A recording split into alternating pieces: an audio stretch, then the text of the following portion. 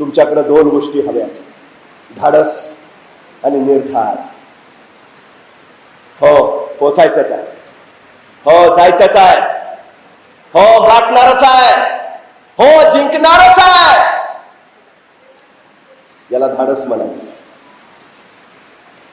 आणि काही होऊ दे, आभाळ कोसळू दे, पाऊस बरसू दे, नाहीतर वादळ येऊ दे, मी जिंकणारच आहे, याला निर्धार म्हणायचं.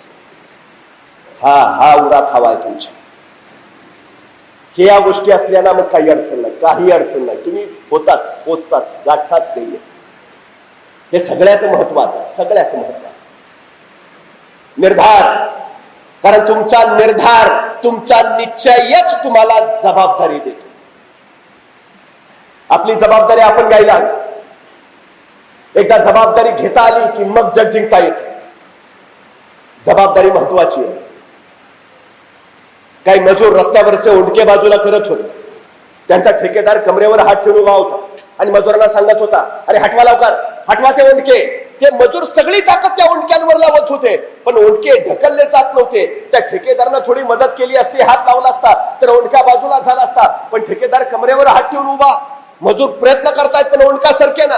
तेवढ्यात घोड्यावर नाही घोड्यास्वार आला. त्यांनी ते दृश्य बघितलं आणि तो ठेकेदारला म्हणाला, अरे तू जरा हात लावला, मदत कर ना, म्हणजे पटकन काम होईल. तसा ठेकेदार म्हणाला, मी कोण आहे माहितीये का? ठेकेदार आहे त्यांचा मी. त्यांनी काम करायचं, मी फक्त आदेश द्यायचे, ठेकेदार आहे मी. एवढं ऐकलं तो घोड्यावरचा घोडेस्वार खाली उतरला, स्वतः त्या मजुरांमध्ये घुसला. मजुरांच्या हाताला हात त्यांनी लावला आणि त्याच्या बळानं तो रस्त्यावरचा लाकडाचा ओंडका झटक्यात बाजूला झाला. हात झटकत तो घोडेस्वार त्या ठेकेदाराच्या पुढे आला आणि ठेकेदाराला म्हणाला, एक लक्षात ठेव, कुठलंच काम छोटं किंवा मोठं कधीच नसतं. प्रत्येक काम हे महत्वाचंच असतं, हे पहिलं धनी. छोट्या छोट्या कामानेच मोठं काम पूर्णत्वाला जातं. छोट्या छोट्या स्वप्नांनीच मोठं स्वप्न यशस्वी करता येतं. रोजच्या सातत्याच्या अभ्यानीच बलाढ्य ध्येय गाठता येतं. गोष्ट छोटी असते पण ती करावीच लागते तर मोठा होता येतं, हे ध्यानात घे. तसा तो ठेकेदार म्हटला, ठीक आहे ठीक आहे, पण तू आहेस तरी कोण? तसा तो घोडेस्वार म्हटला, मी नेपोलियन बोनापार्ट. आपल्या सम्राटाचं नाव ऐकलं तो ठेकेदार नकशिकांत हादरला, गायावाया करत मागे सरकला, माफ करा माफ करा माफ करा, चूक झाली. तसा नेपोलियन बोनापार्ट त्या ठेकेदाराला म्हणाला, एक गोष्ट लक्षात घे, मी सम्राट आहे म्हणून जबाबदारी घेत नाही, मी जबाबदारी घेतो म्हणून मी सम्राट.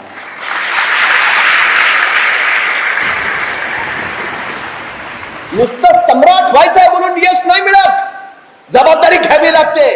सम्राट झाल्यावर मी जबाबदारी घेईन नाही चालणार, होणारच नाही. तुम्ही आधी जबाबदारी घ्या, मग सम्राट होता येईल. राजा व्हायचंय ना, मग आधी राजासारखं वागावं लागेल, राजासारखा पराक्रम गाजवावा लागेल, तेव्हा राजेपण येईल. यश तेव्हा मिळेल, डॉक्टर तेव्हा होता येईल, छटावंच लागेल, कष्ट करावेच लागतील. हे सोपं नाही, सहज नाही. शांत समुद्र कधीही उत्तम खलाशी तयार करू शकत नाही.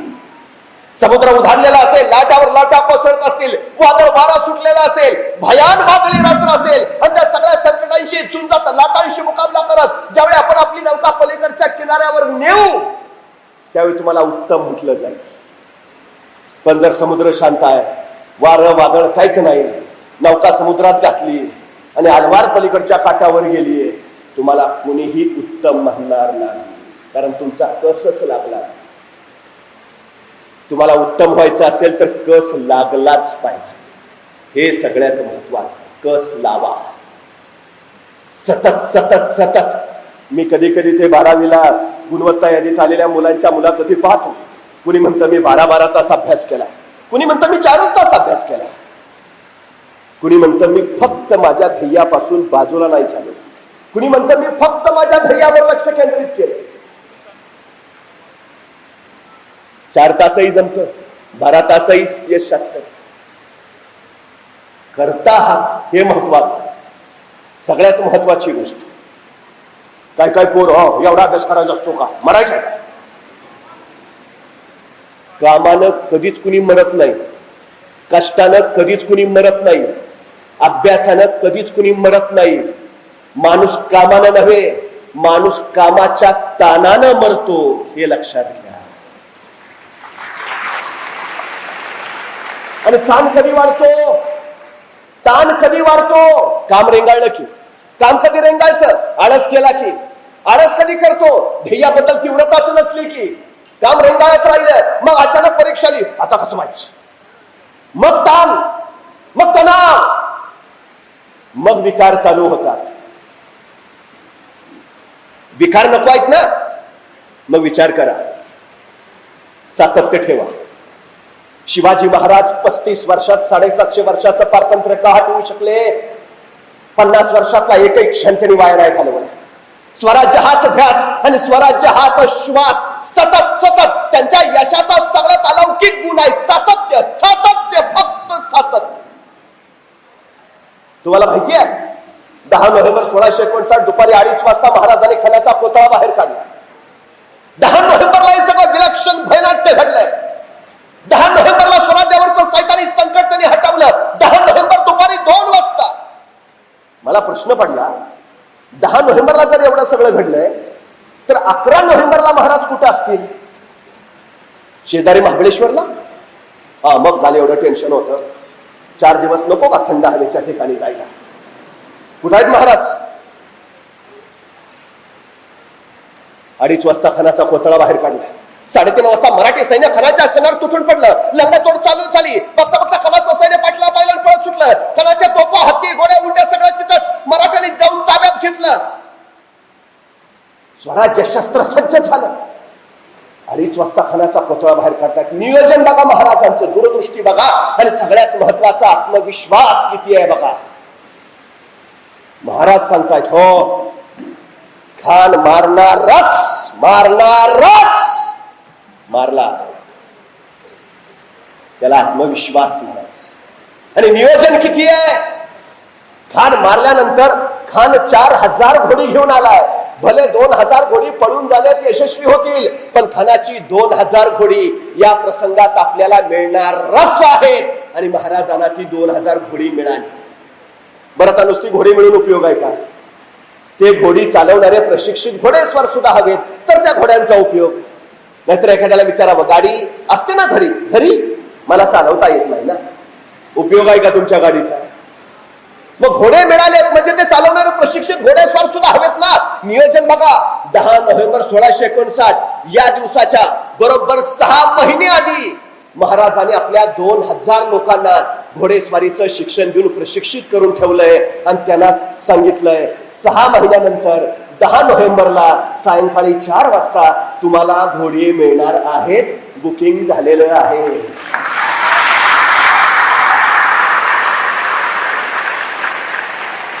याला नियोजन आणि आत्मविश्वास म्हणायचं. तेच सगळं मिळवलं. 2 वाजता खान मारलाय, आणि त्याच रात्री 7:30 वाजता महाराजांनी परत घोड्यावर मान टाकली. आणि बघता बघता हरार महादेवचा जागर झाला आणि मराठी सैन्य सुसाट सुटलं. बघता बघता वाई प्रांत जिंकला. महाराज 17 भागात गेले, 17 भाग काबीज केला. महाराज वारणा नदीच्या खोऱ्यात पोचले, वारणा नदीचं खोरं जिंकलं. महाराज कोल्हापूर प्रांतात शिरले, कोल्हापूर प्रांत काबीज केला. आणि 1 डिसेंबर 1659 महाराजांनी पदाळगडावर भगवा फडकवला.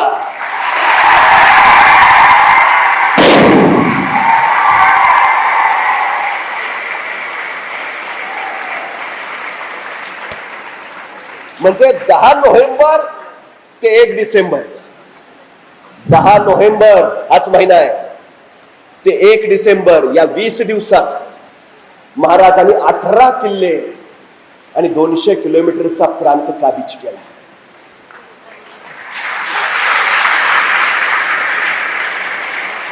नाहीतर आता एवढं मोठं संकट होतं, जरा 4-8 दिवस विश्रांती घेऊया, प्रकार नाही. आमच्या 10वीची परीक्षा झालेल्या नुसत्या पोरला विचारा की, हो आता महिनाभर मला काय सांगायचं नाही.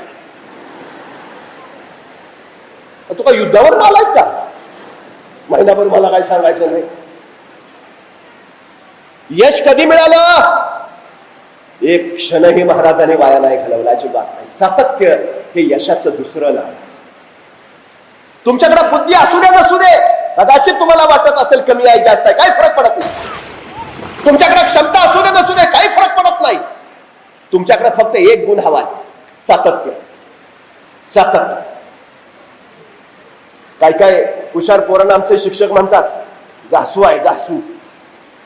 काय काय ना म्हणतात एक पाठी आहे, ऐकलं की लगेच लक्षात राहतं त्याच्या. काय काय ना म्हणतात घासताय, काही होऊ द्या, अडचण काहीच नाही. सातत्य हवं फक्त.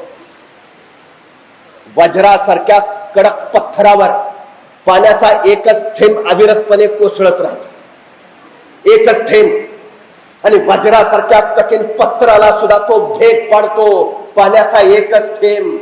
ही ताकद त्या थेंबाची नसते, सातत्याची ताकद असते. तो सतत सतत सतत पडत राहतो. त्या सातत्यानं वज्रासारखा दगड सुद्धा फुटतो. सातत्य ठेवा बस, बाकी काही नाही. यश मिळणार, मिळणारच. तुम्हाला माहिती आहे एका तत्ववेत्याने त्याला प्रश्न विचारणाऱ्याला सांगितलं. त्याने प्रश्न असा विचारला होता की हे जग कधी संपेल? तो विद्वान म्हणाला, ज्या दिवशी एखादी मुंगी एखाद्या ठिकाणी आराम करत बसलेली तुम्हाला दिसेल, त्या दिवशी समजून जा जगाचा अंतकाळ जवळ आलाय. मला फक्त एवढंच सांगा, आराम करत बसलेली मुंगी कधी बघितलीये? 4 महिन्याच्या पावसाळ्याची बेगमे करण्यासाठी ती 8 महिने अविरत चिवट सातत्यानं धडपडत असते. सातत्याने. केवढीशी मुंगी आहे, सातत्य किती आहे तिच, शिस्त किती आहे, तिची रांग सुद्धा कधी चुकत नाही. सतत सतत सतत धडपडत असते, सतत चालत असते, सतत पळत असते. पोरं म्हणतात मग इतकं भाडं काय मरायचंय काय? मग मुंगी किती मरायला पाहिजे लगेच? एवढा एवढासा जीव आहे, सकाळी जन्माला आली की संध्याकाळी मरायला पाहिजे ती. मुंगीचं आयुष्य किती असतं माहितीये? किती जगते मुंगी? मुंग्यांच्या काही प्रजाती 30 वर्ष जगतात. 30 वर्ष. एवढीशी मुंगी अखंड काम करत राहते, 30 वर्ष जगते. माणूस कामानं मरत नाही, कष्टानं मरत नाही, अभ्यासानं मरत नाही. ही पहिली गोष्ट लक्षात ठेवा. आणि त्याच्या पुढची आणखी गोष्ट, मुंगीला दिसत नाही. मुंग्यांना दृष्टी नसते. मुंग्या आंधळ्या असतात. जे दिसतात ते दाखवण्याचे डोळे, दिसण्याचे नव्हे. मुंग्या दृष्टीहीनच असतात, पण तरीही मुंगीची रांग चुकत नाही. हे वैशिष्ट्य आहे मुंग्यांचं. आम्हाला दिसतं तरी ढळघळतो, आम्हाला दिसतं तरी ठेचकाळतो, आम्हाला दिसतं तरी कळत नाही. ही आमची अडचण आहे सगळ्यात महत्वाची. तुम्हाला वाटलं पाहिजे, तुमच्या आईला वाटून उपयोग नाही माझ्या मुलांना अभ्यास करावा. तुम्हाला वाटलं पाहिजे तुमच्या वडिलांना वाटून उपयोग नाही माझ्या मुलांना अभ्यास करावा. तुम्हाला वाटलं पाहिजे तुमच्या शिक्षकांना वाटून उपयोग नाही आमच्या 4,500 मधले 4,500 डॉक्टर झाले पाहिजेत, उपयोग नाही. इतर कोणाला काय वाटतं काही फरक पडत नाही. तुम्हाला काय वाटतं याच्यावर फरक पडतो, हे लक्षात घ्या. तुम्हाला वाटलं पाहिजे. मी कायम सांगतो, अभ्यास करा असं मुलांना सांगूच नका.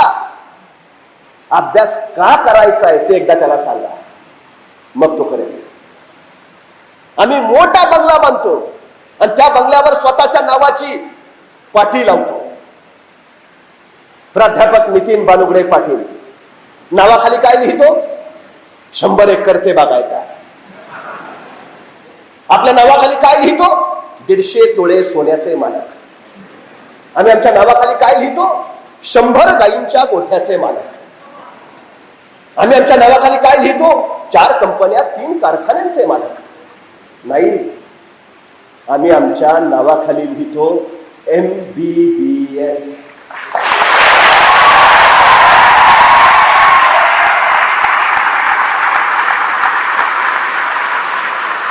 आम्ही आमच्या नावाखाली लिहितो MS. आम्ही आमच्या नावाखाली लिहितो MD. आमच्या नावाची किंमत आमच्याकडे संपत्ती किती आहे याच्यावर ठरत नाही. आमच्या नावाची किंमत आमच्याकडे पदवी कुठली आहे याच्यावर ठरते. हे लक्षात घ्या.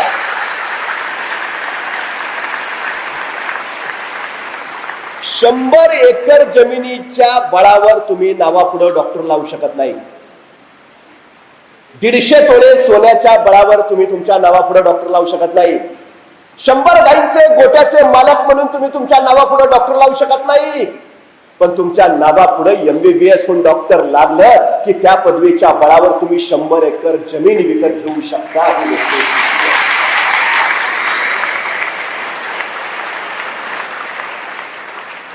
त्यामुळे आधी काय मिळवायचंय ते ठरवा. नाव आहे तुमच्याकडे, नावाला किंमत तुमच्या पदवीने येणार आहे. ते मिळवण्यासाठी धडपडा. हे लक्षात घ्या. काहीच अडचण नाही आणि करता येते, मिळवता येते. डेमोस्थेनिस नावाचा इयत्ता 4थी मध्ये असणारा मुलगा सगळ्या मुलांपुढे एकदा बोलायला उभा राहिला. त्याने भाषणाला सुरुवात केली आणि त्याचं चोचरं बोलणं ऐकलं आणि सगळा वर्ग खळा खळा खळा खळा हसायला लागला. त्याची खिल्ली उडवायला लागला. त्यानं मान खाली घातली.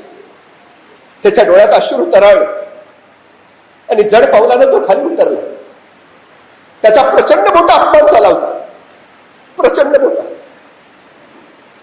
तोतरा होता. तो चोचरा बोलत होता. खतावला. या डेमोस्थेनिसला तिथं ठरवता आलं असतं पुन्हा उभ्या आयुष्यात कुठं बोलायला उभा नाही राहणार.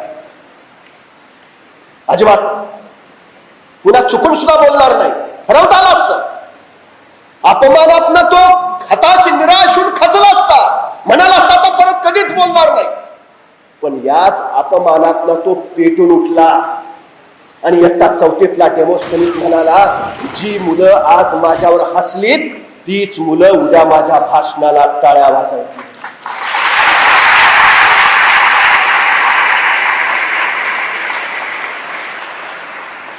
स्वतःचा तोतरेपणा घालवण्यासाठी तो दूर मोकळ्या मैदानात जायचा आणि मोठमोठ्याने ओरडत राहायचा.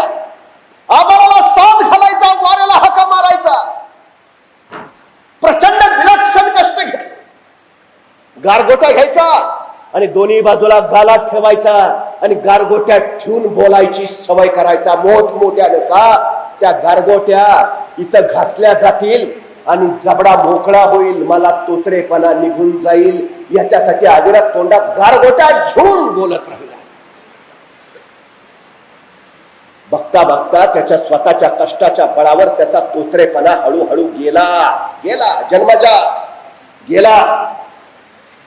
आता स्पष्ट बोलायला लागला, उच्चार स्पष्ट करायला लागला. पण नुसते उच्चार येऊन आणि स्पष्ट बोलून चालणार नाही. बोलता येणं वेगळं आणि काय बोलायचं हे कळणं वेगळं. आपल्या बोलण्यात विचार हवा, विचारासाठी आपल्याकडे ज्ञान हवं. म्हणून एन्सायक्लोपीडियाचे सगळेच्या सगळे खंड त्याने अक्षरशः तोंडपाठ केले. माझ्या शब्दाला वजन यायला हवं, ज्ञान हवं. मोठमोठाली पुस्तकं घेऊन तो बसायचा, पण एकाच जागी बसता यायचं नाही. अर्धा तास झाला की त्याला वाटायचं चला बाहेर फिरून येऊ. अर्धा तास झाला वाटायचं अरे भारत पाकिस्तानची क्रिकेटची मॅच आहे यार आज. पुस्तक बाजूला ठेवायचा, मॅच बघायला जायचा. जरा वाचायला घ्यायचा. आला मित्राचा फोन, तू म्हटला होता फर्स्ट डे फर्स्ट शोला जाऊ. ठेवलं पुस्तक बाजूला. एका जागी बसता येत नव्हतं. सतत बाहेर जावं वाटायचं. काय केलं माहितीये त्याने? तो सरळ सलूनच्या दुकानात गेला. सलूनवाल्याला म्हणाला, माझ्या डोक्याचे अर्धे केस काढा. म्हणजे अर्धे केस ठेवा ना अर्धे टक्कल करा. सलूनवाल्यानं त्याचा अर्धा भाग पूर्ण टक्कल केला आणि अर्धे केस तसेच ठेवले. त्याने स्वतःला आरशात बघितलं, स्वतःकडेच बघू वाटेल. पण म्हटलं बरं झालं, आता मला बाहेर जायची लाज वाटेल. सबब मी एकाच जागी बसून राहील आणि एकाच जागी बसलो म्हणजे मला अभ्यास करता येईल.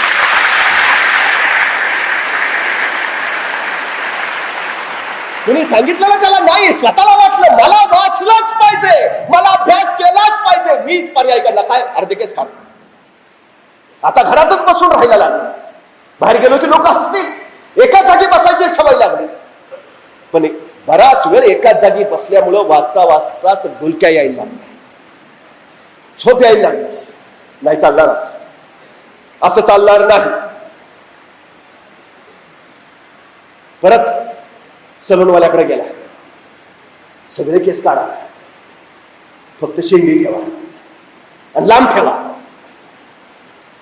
सलूनवाल्यानं सगळे केस काढले, शेंडी फक्त लांब ठेवली.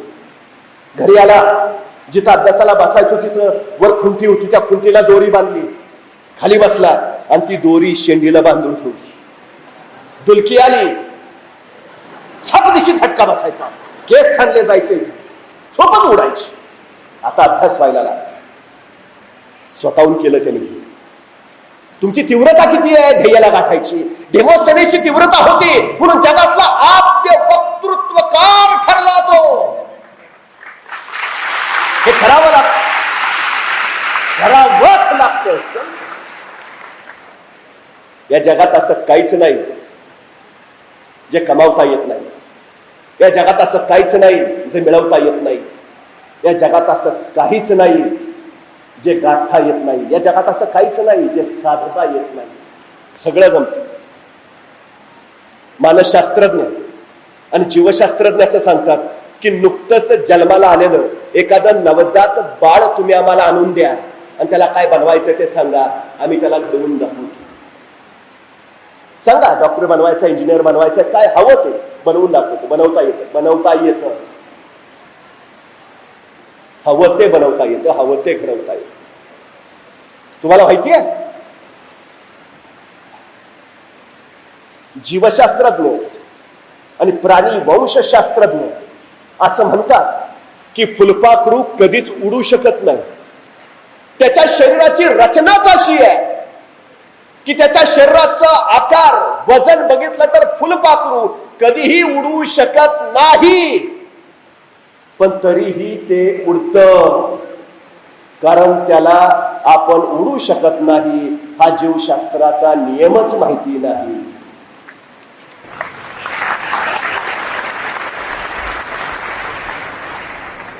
स्वतःवर विश्वास ठेवा. सगळ्यात महत्वाची गोष्ट आहे स्वतःवर विश्वास.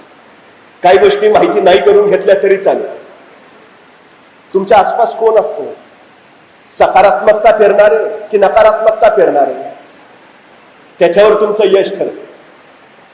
तुम्हाला प्रेरणा, प्रोत्साहन देणारे आजूबाजूला आहेत का तुम्हाला मागं ओढणारे शेजारी आहेत, याच्यावर तुमचं यश ठरतं. बाकी सगळं तुमच्याकडे असतंच, अडचण काहीच नसते. फक्त एक गोष्ट लक्षात ठेवा, ध्येय ठरलंय, नियोजन केलंय, कष्टाची तयारी आहे, सातत्यानं पुढे जायचं आहे, स्वतःच्या क्षमतांवर विश्वास आहे, सगळं उत्तम आहे. आता फक्त एकच गोष्ट, एका गावात एक स्पर्धा लागली. त्या गावाच्या बाहेर एक टेकडी होती आणि बंधता अशी होती की जो त्या टेकडीवर कुणी गेला तो परत कधी आलाच नाही. भूतानं झपाटलेली टेकडी, काय चांडाळ बिंडाळ कोण राहतात अशी टेकडी. तिकडे कुणी फिरकतच नव्हतं, कुणी जातच नव्हतं, अजिबात नाही. जन्मल्याबरोबर प्रत्येकाच्या कानात एकच वाक्य असायचं, टेकडीकडे जाऊ नको, बाकी कुठं पण मर, तिकडे जाऊ नको. प्रत्येकावर तोच संस्कार झाला. टेकडीवर गेलेला माणूस परत येत नाही. पण 4 बंडखोर पोरं उभा राहिले आणि त्यांनी ठरवलं, देशाच्या स्वातंत्र्य दिनानिमित्त आपण एक स्पर्धा घेऊ. स्पर्धा काय?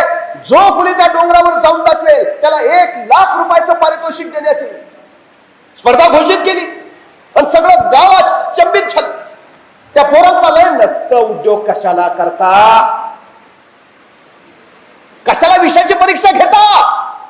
त्या टेकडीवर गेलेला परत कुणी आला नाही, त्या टेकडीवर गेलेला परत कधीच कुणाला दिसला नाही. अरे का बुद्धी सुचली असली ती स्पर्धा रद्द करा, स्पर्धा रद्द करा. पोरं ऐकेनात, काय खायचं ते उद्या, पण आम्ही स्पर्धा घेणार. त्या टेकडीवर जाऊन दाखवणार. पोरं ऐकेनाच. शेवटी स्पर्धेचा दिवस उजाडला. 15 ऑगस्टचं ध्वजवंदन झालं आणि सगळे त्या टेकडीच्या पायथ्याला गोळा झाले. 6 लोक स्पर्धेत भाग घ्यायला तयार झाली होती. 6 लोक. आणि त्या 6 पोरांच्या अवतीभोवती त्यांच्या पालकांनी कडे केलं होतं. ऐक ना, नको जाऊ, राहू दे ना. नाही गेला आई गेला तरी चालतं, पण नको जाऊ. ऐक ना, अरे नाही डॉक्टर झाला आपलं काय बिघडत नाही, 50 एकर आहे काय काळजी नाही, टेकडीवर नको जाऊ. ऐक ना, आई बाप पोराला सांगून सांगून दबले. अरे नका रे जाऊ, नका रे, विषयाची परीक्षा नका घेऊ. अरे गेलेला कोणी परत आला नाही, नका जाऊ. त्या 6 जणातला एक जण जरा लाडातला होता. तो म्हटला माझं कॅन्सल आहे. मम्मी नको म्हणते. 5च राहिले तरी एकाचा डॅडी त्याला ओढूनच नेत होता. ओ डॅडी गप्पा, तुम्ही काय व्हायचं ते उद्या जाणार. 5 जणांवर अक्षरशः स्पर्धा सुरू झाली. शिट्टी वाजवली गेली. 5 जणांनी त्या डोंगरावर चढायला सुरुवात केली. खालनं लोक सांगतायत अरे नका धाडस करू, नका विषयाची परीक्षा घेऊ, माघारी या, फिरा माघारी. अरे कशाला दुर्बुद्धी सुचलीये, या. पोरं ऐकायला तयार नाहीत. डोंगराच्या दिशेनं झपाझप झपाझप चालायला लागलीत. बघता बघता 2 पुढं 2 मागं, 1 जण मागं, सगळे पुढं पुढं पुढं.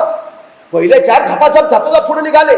तसा 5वा जरा दमल्यासारखा करायला लागला. वर बघितलं तर वरच्या पुढं, मागं बघितलं तर खाल्ल्या हाका मारतात, ये ये माघारी ये. 5वा म्हटला जावं माघारीच आपलं. काय डोक्याला ताप, मम्मी पप्पांना एकटाच आहे. कुणी सांगितलं. आला 5वा मागच्या मागं. आता 4घच पुढं चालत चालत निघालो. लोक हाका मारतात या माघारी. बघता बघता त्या चौकातला शेवटचा जो होता तो अचानक कशाला तरी ठेच गळा थप दिशी खाली पडला. अंग झाडत म्हटला काहीतरी हायला पाहिजे. बघून चाललो होतो, लक्ष होतं पायाकडे माझं. पडायचं काहीच कारण नव्हतं. कोणीतरी ढकलल्यासारखं वाटलं. खायला काय काहीतरी हायत. त्याचं ऐकून दुसऱ्याला घाम फुटला. खरंच वेळ ढकललं वाटतंय का तसंच. मग आता जातो मी. अरे मग तू जातो तर मी कशाला थांबू. मागची दोघं तशीच उतारणं खाली. वरचे दोघं फक्त निघाले. एक जण झपाचा पुढे चाललाय, दुसरा त्याच्या मागं आहे. अचानक चालता चालता त्या दुसऱ्यानं मागं वळून बघितलं, त्याला मागं एक पण दिसेना. आयो सगळी गेली. 2-4 मिनिटं चालल्यासारखं केलं आणि उतारलं जे भुगा सुटला ते तळालाच. एकटा मात्र वर निघत चाललाय, चालत निघालाय, झपापत्या पावलाला पुढे निघालाय. खालची लोक हाका मारतायत, सगळी माघारी आली. तू पण ये, विषयाची परीक्षा घेऊ नको, माघारी ये. तो पुढंच. आणि बघता बघता झपाझप पावलं टाकत तो शेवटी टेकडीवर पोहोचला. हातातला ध्वज त्याने टेकडीवर उंचावला आणि सगळ्यांना हात करत त्या टेकडीवरनं खाली यायला लागला. तो टेकडीवर पोहोचला, सगळ्यांनी बघितलं आणि खाली अवघा कन्नड उठला. त्याच्या नावाचा जय जयकार चालू झाला. स्पर्धा जिंकली, 1 लाखाचं बक्षीस मिळवलं. माणसं कौतुक करायला लागली. तो वर पोहोचलेला खाली निघाला आणि खालची माणसं परत त्याला उचलून घ्यायला अर्ध्या डोंगरापर्यंत गेली. जिंकलेल्या त्या स्पर्धकाला माणसाने खांद्यावर उचलून घेतलं. त्याची मिरवणूक निघाली आणि गर्दीतली माणसं त्याला विचारत राहिली, आतापर्यंत कुणीच गेलं नव्हतं, तू कसं काय गेलास? आतापर्यंत गेलेला कोणी माघारी आला नव्हता, तू कसं काय आलास? स्पर्धेतनं सगळी माघारी फिरली, तू कसं काय चालत राहिलास? तू कसा पोहोचलास? प्रत्येक जण त्याला विचारतोय. पण ह्याचं आपलं 1 नाही 2 नाही. शेवटी एक म्हातारा आलं. त्या म्हातारानं त्याचा हात धर, अरे सांग केला का जिंकलास कसा, जिंकलास कसा? तसा शेजारचा म्हणला, त्याला कशाला विचारताय, ती बहिरा आहे, त्याला ऐकू येत नाही.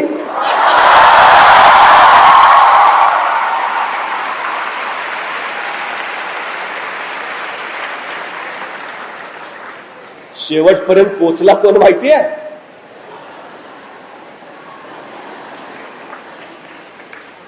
जोपर्यंत तुम्ही ध्येय गाठत नाही ना, बंद करून ठेवा.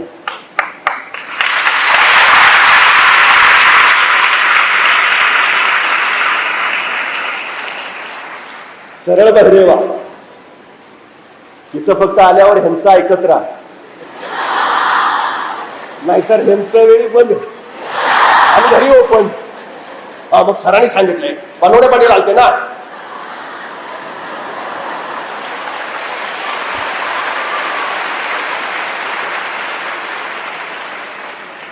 जे माघारी बोलावतायत ना तुमच्या ध्येयापासून, जे परत फिरा म्हणतायत, जे तुम्हाला जमणार नाही असं सांगतायत, जे तुमच्यात नकारात्मकता पेरतायत, अशा लोकांसाठी बहिरे व्हा.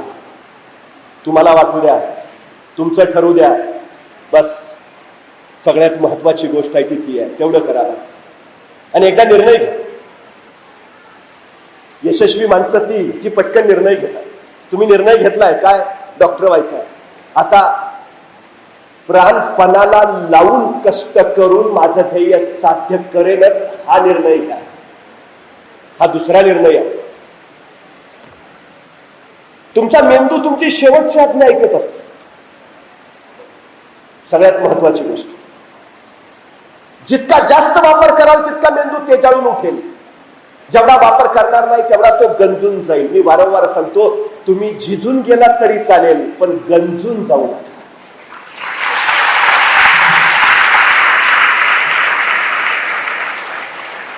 काही हरकत नाही. सगळ्यात महत्वाची गोष्ट आहे, काही होत नाही, पण आता झपाटल्यासारखे, झोकून दिल्यासारखे बस आपल्या ध्येयाचा पाठलाग करायला लागला. दुसरं काही बघू नका इकडे, अजिबात नाही. आपल्या वाटेत अनेक छोटे छोटे मोह येतील. कांतारा सारखा आणखी एखादा चित्रपट येईल, बघू डॉक्टर झाल्यावर, काय अडचण नाही. चित्रपट कधीही बघता येतो, पण आयुष्याचा चित्रपट वेळ गेल्यावर परत कधीच बनवता येत नाही.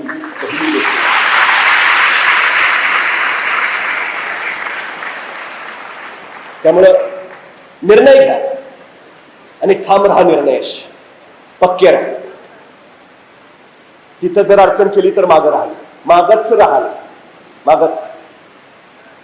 संधी एकदाच दार ठोठावते. तुम्ही नाही पकडली तर ती दुसऱ्याला मिळते. बाकीचे वाटच बघत असतात.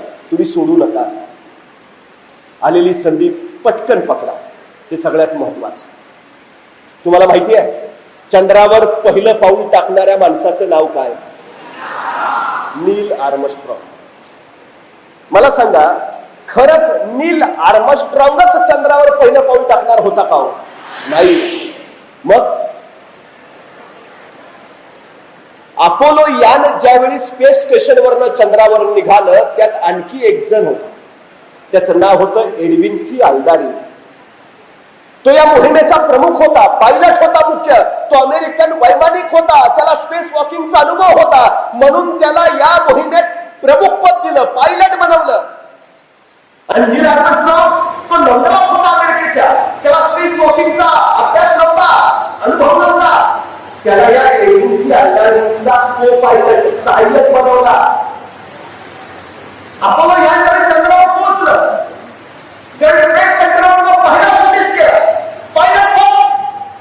आता पायलट संदेश ऐकला, पुढे झाला आणि चंद्रावर पाय टाकायच्या बरोबर त्याच्या मनात धर सुरू झाला. मी चंद्रावर पाय टाकला आणि चंद्राच्या गुरुत्वाकर्षणाचं नाव म्हणून केलं तर मी चंद्रावर पाय टाकला आणि चंद्राच्या वातावरणात मी जेवढं केलं तर मी चंद्रावर पाय टाकला आणि चंद्रा नंबर सुद्धा काढलं तर त्या विचारात दुसरा संदेश आला, को पायलट नेक्स्ट. आणि नील आर्मस्ट्रॉंग पुढे झाला आणि कसलाही विचार करता तरी चंद्रावर पाय ठेवला.